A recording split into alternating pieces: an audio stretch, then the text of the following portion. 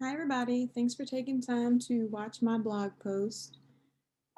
So, I wanted to talk about lobbying by kind of bouncing off of the health center in the county. I live in Buckingham County, so very rural area.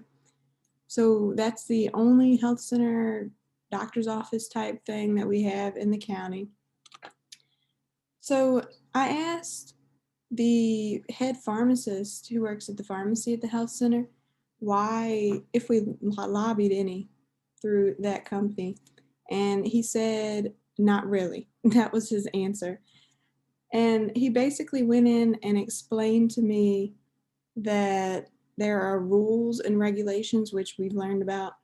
And he didn't really find it beneficial for the company to take the time to learn the rules and regulations, I guess.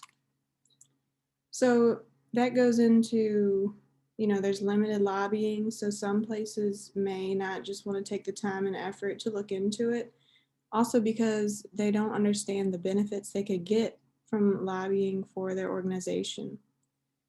I know for one that I really didn't have, like, I knew what lobbying was, but I didn't know the details until this course.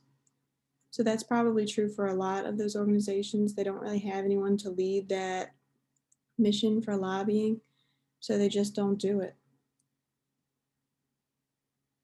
So, as for moral imperative, when it comes to CVHS, which is the health center in Buckingham, I know that their moral imperative is to provide health care for less fortunate individuals, low income households. They even have what's called the sliding scale and the MAP program, which are both programs that help with prescription copays and prices. Because a lot of times insurances, like, I'm not going to get all into insurance and all, but a lot of times insurance, you have to have certain insurances to cover your prescription medications. Like for Medicare, for one, you have to have Medicare Part D. So that helps a lot for people who need really expensive medications for life. It brings it down depending on your income, and it really helps people out a lot. So that's their moral imperative, basically, to just help low income individuals. And then there's also ones that I thought of, like Feed the Hungry, Save the Turtles. And honestly, like, when you think of it, I think a lot of these moral imperatives are overused. So I think people hear them so often that they just kind of brush it to the side. So it's very, important to keep at it. That way people will keep listening. Because people do things because they feel like they have an obligation to. Not like a guilt trip, but sort of, where you say the issues and your point of view, and people will listen, usually. Now, when it comes to advocacy in my community is very, very small. There is nothing here, not even internet. I have hotspot, but long story short.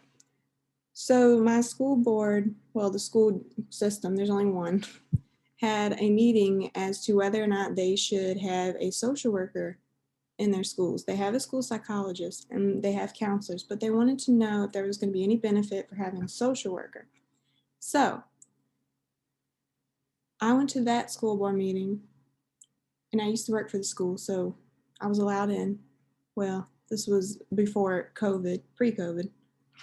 So I used to work there, so I went and voted and made my opinion known, I guess you would say. So I would count that as an act of advocacy.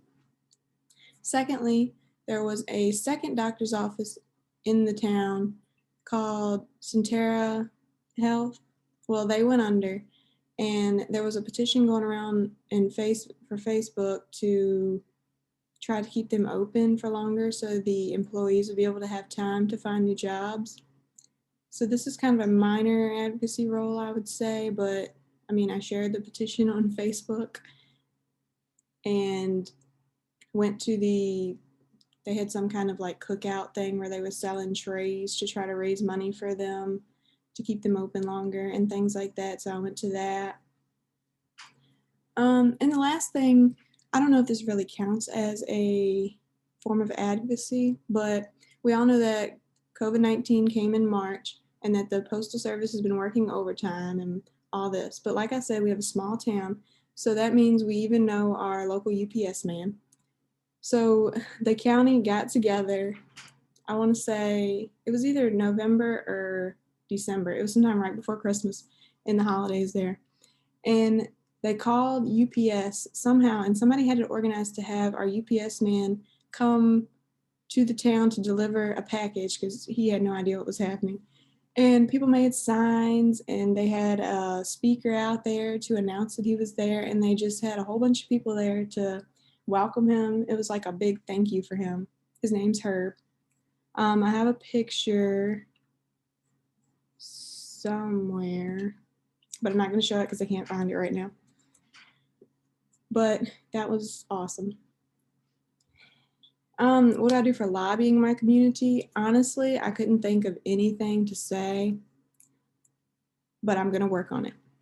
Now, as for my organization,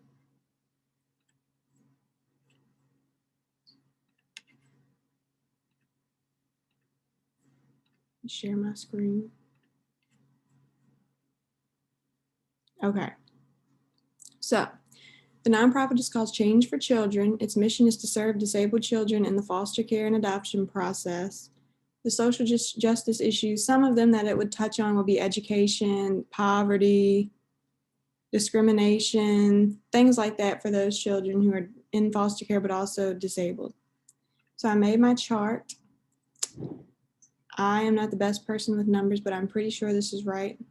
So total exempt expenditures, $1 million, direct lobbying communication, $175K, grassroots lobbying, $43,750, total lobbying expenditures, $175,000. So that is what I came up with for my organization. I have always wanted to work with kids, so I figured that would be a great point to start. I don't know of any organizations that do this, so I figured I'd write this one up. And maybe one day it'll come to life. Well, thank you for watching my blog post, and have a good rest of the week.